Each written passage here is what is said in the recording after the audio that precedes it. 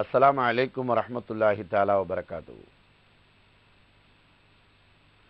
அளவற்ற அருளாளனும் நிகரற்ற அன்புடையவனுமாகிய எல்லாமல்ல அல்லாஹுவின் திருப்பெயர் ஒட்டி ஆரம்பம் செய்கின்றேன். அருமையான சகோதரர்களே, தாய்மார்களே, சகோதரிகளே, இன்றைய நபிமொழியிலே நாம் நமக்கிடையிலே பரிமாறிக்கொள்ள இருக்கக்கூடிய நிகழ்வு என்னவென்றால், மனிதனுடைய வாழ்விலே, அது ஆணாகட்டும் பெண்ணாகட்டும், மிக மிக மிக மலிந்து கிடக்கக்கூடிய ஒன்று பாவங்கள். பாவங்கள் நாளொரு மேனியும் பொழுதோறு வண்ணமுமாக அவனுடைய வாழ்க்கையிலே, ஒவ்வொரு மனிதர்களுடைய வாழ்க்கையிலேயும் பாவங்கள் கொடிகட்டி பறக்கிறது. பாவங்கள் கொடிகட்டி பறக்கிறது. ஆனால் அந்த பாவங்களில் இருந்து விடுபட வேண்டும், அந்த பாவங்களை தொடரக்கூடாது, நாம் செய்துவிட்டது பாவம்தான் என்ற உணர்வுகள் கூட இல்லாமல் அப்படியே பாவங்களிலேயே மூழ்கி போய் இருக்கக்கூடிய மனிதர் எந்த அளவுக்கு வந்துருச்சுன்னா பாவத்தை விட்டு மீளுவதற்கு யோசிக்க வேண்டிய தருணத்தை விட்டு தலைக்கு மேல் போனால் ஜான் என்ன முளம் என்ன, இவ்வளவு தூரம் போய்விட்டோமே, ஏன் இனிமேல் நான்லாம் போய் திருந்தி எனக்கெல்லாம் ஒரு நல்ல நாட்டம் இறைவனிடத்தில் இருக்குமா என்று எனக்கு நம்பிக்கை இல்லை என்று தத்துவம் பேசக்கூடிய அளவுக்கு தன்னைத்தானே திருத்திக் கொள்வதற்கு பதிலாக அவனுடைய வாழ்விலே தன்னைத்தானே தலையிலே மண்ணை வாரி போட்டுக் கொள்ளக்கூடிய நிலைக்குத்தான் மனிதர்களுடைய ஒவ்வொரு மனிதர்களுடைய வாழ்வும் சராசரியாக பாவத்தை நோக்கி உண்டான பயணங்களாகவே இருந்து கொண்டிருக்கிறது. பார்க்கிறோமா இல்லையா? ஆமா, நாங்கெல்லாம் அந்த காலத்தெல்லாம் ஒரு சின்ன பாவம்டா, தௌபா இப்படி அடிச்சுக்குவோம். இதெல்லாம் இஸ்லாத்துல இல்லை. இஸ்லாத்துல இப்படி அடிச்சுக்கிறதுலாம் கிடையாது. இது இஸ்லாம் அல்லது. பாவத்துக்கு பரிகாரங்கள் சொல்லிக் கொடுக்கப்பட்டிருக்குது. எதெல்லாம் பாவங்கள் என்று சொல்லிக் கொடுக்கப்பட்டிருக்குது. அதிலே சிறிய பாவங்கள் பெரிய பாவங்கள் என்று பிரித்து கொடுக்கப்பட்டிருக்கிறது. எனவே இவைகளிலிருந்து விடுபடுவதற்கு தௌபாவை தவிர வேறு வழி இல்லை. தௌபாவை தவிர. எனவே கையிலேயும் கன்னத்திலேயும் போட்டுக் கொள்வதல்ல, அதனால் பாவம் போகாது. நமது பாவங்களை யாரும் மன்னிக்கவும் முடியாது. எங்கே போய் நின்று சொன்னால் இறைவனிடத்தில் தான் சொல்ல வேண்டும். என்னை ஏன் இவ்வளவு பெரிய குற்றவாளியாக வைத்திருக்கிறாய், என்னை ஏன் இவ்வளவு பெரிய பாவியாக வைத்திருக்கிறாய், நானும் இறைவா நீ படைத்த மனிதன் தானே, எனக்கு ஒரு நல்வழி காட்டு என்று அல்லாஹ்விடத்தில் மன்றாடுவதை தவிர உலகத்திலே பாவங்களை போக்கிக் கொள்வதற்கு வழிகளே கிடையாது. ஆனால் அந்த பாவங்களிலிருந்து மீளுவதற்கு, பாவங்களை விட்டு ஒழிப்பதற்கு, பாவச் செயல்களை நினைத்து பார்க்காத அளவுக்கு பாவங்களின் பக்கம் நெருங்காமல் இருப்பதற்கு நம்மிடத்தில் இருக்கக்கூடிய என்ன ஆயுதத்தை கையில் வைத்திருக்கிறோம்? அவரவர்களால் முடிந்த பாவங்களை செய்வதற்கு தயாராகிவிட்டார்கள். வீடு என்று எடுத்தால் பெற்றோர்கள், அது ஒரு வகையான பாவம். குழந்தைகள், அது ஒரு வகையான பாவத்தை நோக்கி பயணிக்கிறது. எப்பொழுதுதான் இந்த பாவங்களிலிருந்து நாம் விடுபடுவது? முதலாவது அது பாவமாக தெரிந்தால்தானே.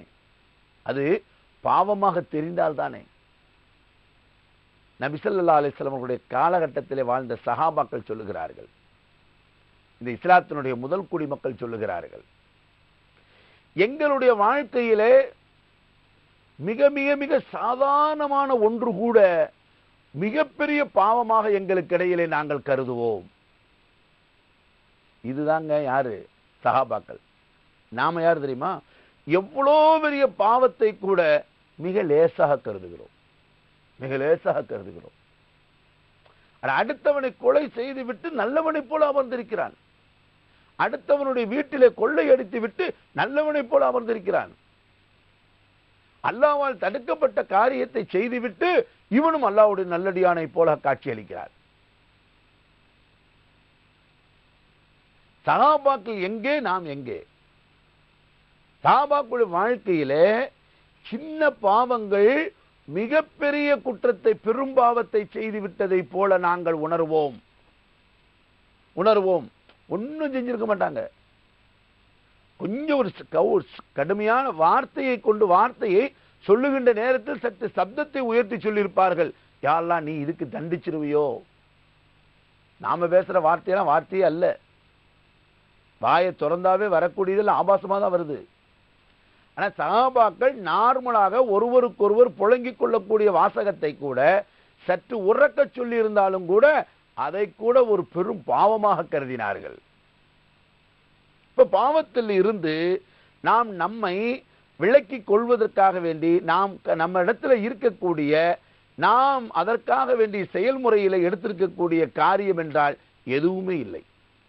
அதனாலதான் பாவத்திலேயே புரளுகிறான் மனிதன். பாவத்திலேயே புரளுகிறான். சதாவும் பாவத்தினுடைய எல்லையிலே இருக்கிறான். தூங்கி எழுந்ததில் இருந்ததல்ல, தூங்குகின்ற நேரத்திலேயும். அதுதான் பெரிய கொடுமை. இரவென்று பார்க்காமல் பகலென்று எல்லா நேரங்களிலேயுமே பாவங்கள்.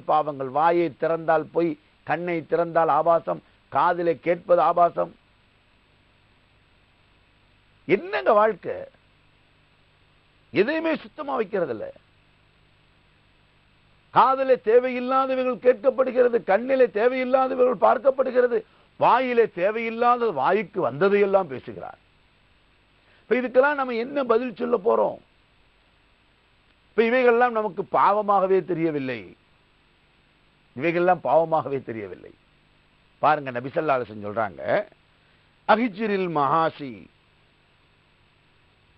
பாவத்தை விட்டு நீ ஹிஜ்ரத் செய்யுங்கிறாங்க. ஹிஜ்ரத்னா தெரியுதா? உங்களை தான் கேட்கிறேன், ஹிஜ்ரத்னா தெரியுதுங்களாங்க? நபி ஸல்லல்லாஹு அலைஹி வஸல்லம் மக்காவில இருந்து மதீனாவுக்கு போனது ஹிஜ்ரத். நமக்கு எது ஹிஜ்ரத்துங்கிறாங்க நபி ஸல்லல்லாஹு அலைஹி வஸல்லம்? சொல்லுங்க, நமக்கு எதுங்க ஹிஜ்ரத்துங்கிறாங்க? பாவத்தை விடுவதே ஹிஜ்ரத். நபி ஸல்லல்லாஹு அலைஹி வஸல்லம் நமக்கு எவ்வளவு பெரிய கருணை செஞ்சிருக்காங்க. ஏங்க, ஒரு 400 கிலோமீட்டர் தூரத்துக்கு செல்லக்கூடிய, மக்காவை விட்டு, பிறந்த நாட்டை விட்டு அடுத்த நாடுக்கு, அடுத்த பகுதிக்கு செல்லக்கூடியதுக்கு ஹிஜ்ரத் என்று இஸ்லாம் சொல்லுகிறது. ஆனால் இஸ்லாமியர்களுக்கு, இன்று வாழக்கூடிய இஸ்லாமியர்களுக்கு அல்லாஹ்வுடைய புறத்திலிருந்தும் ஹஜ்ரத் நபி ஸல்லல்லாஹு அலைஹி வஸல்லம் புறத்திலிருந்தும் கிடைக்கப்பட்டிருக்கக்கூடிய ஹிஜ்ரத் என்னங்க?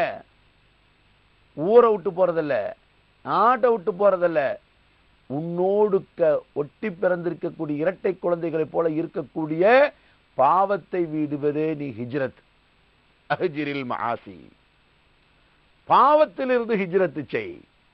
பாவத்தை விடுறதே ஹிஜ்ரத்துங்க. சொல்லலாமா? பாவம் கூட போறதுக்கு யோசிக்குது, ஆனா இவன் வந்து பாவத்தை விட மாட்டான்.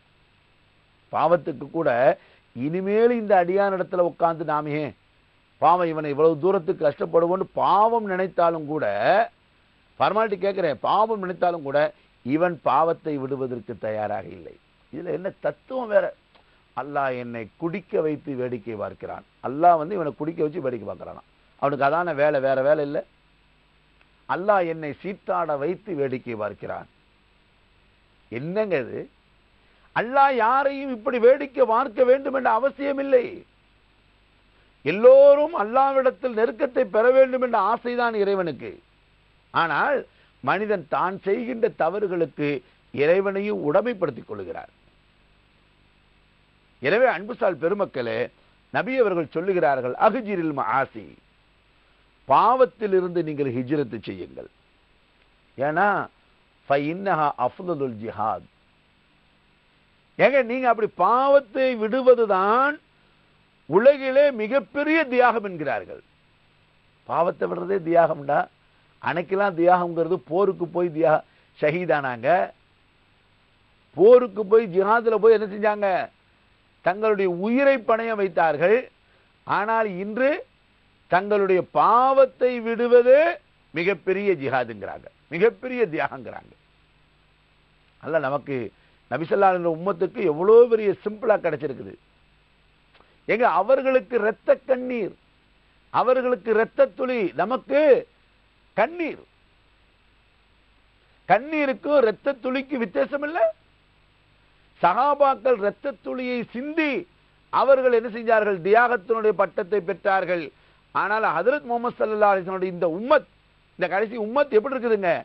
கண்ணீர் துளியை அவர்கள் சிந்தினாலும் கூட மூத்த தோழர்கள், முதல் குடி மக்கள் இரத்த துளியை சிந்தி என்ன நன்மைகளை பெற்றார்களோ அந்த நன்மைகளை பெறுவதற்குண்டான வாய்ப்பு கிடைக்கப் பெறுகிறது. நாம் எங்கே, அவர்கள் எங்கே? நாம் எங்கே, அவர்களுடைய தியாகம் எங்கே, நாம் எங்கே? இன்ஷா அல்லாஹ் பாவத்தை விட்டுறலாமா? சொல்லுங்க. பாவத்தை விடுவது, யாரிடத்தில் என்ன பாவங்கள் இருக்கிறதோ அதில் இருந்து ஹிஜ்ரத் செய்வதாக நாம் இந்த வினாடியில் இருந்து என்ன செய்யறது? ஒரு உறுதி எடுத்துக்கொள்வது. அவர்களுக்கு நல்ல பாவம் தெரியும், என்ன பாவம் உண்டு. காலையில் எழுந்ததிலிருந்து அவர்கள் என்னென்ன பாவத்தில் ஈடுபடுகிறார்கள் என்பது அவங்கவுங்களுக்கு மிக வெளிச்சம், அல்லாஹ்வுக்கு தெரியும். எனவே அன்புசால் பெருமக்களே, சகோதரிகளே, தாய்மார்களே, இளைஞர்களே, உங்களைத்தான் கேட்கிறேன், பாவத்திலிருந்து விடுபடலாமா? பாவம் உங்களுக்கு நல்லா தெரியும். எனவே அதில் இருந்து நான் இனிமேல் அந்த பாவத்தின் பக்கம் ஏறெடுத்து பார்க்க மாட்டேன் என்று ஒரு உறுதி, ஒரு சவால் எடுப்பது செய்யலாங்களா? எனவேதான் அப்படிப்பட்ட பாவங்கள் இருந்து அல்லாஹ் நம்மை விடுவிப்பானாக. நாமும் அந்த பாவங்களை விட்டு ஒதுங்குவதற்கும் அல்லாஹ் நமக்கு நசீபை தருவானாக. ஆகிர் தாவானான் அல்ஹம்துலில்லாஹி ரப்பில் ஆலமீன். இன்ஷா அல்லாஹ் நாளை சந்திப்போமா? அஸ்ஸலாமு அலைக்கும் வரஹ்மத்துல்லாஹி தஆலா வபரகாத்துஹு.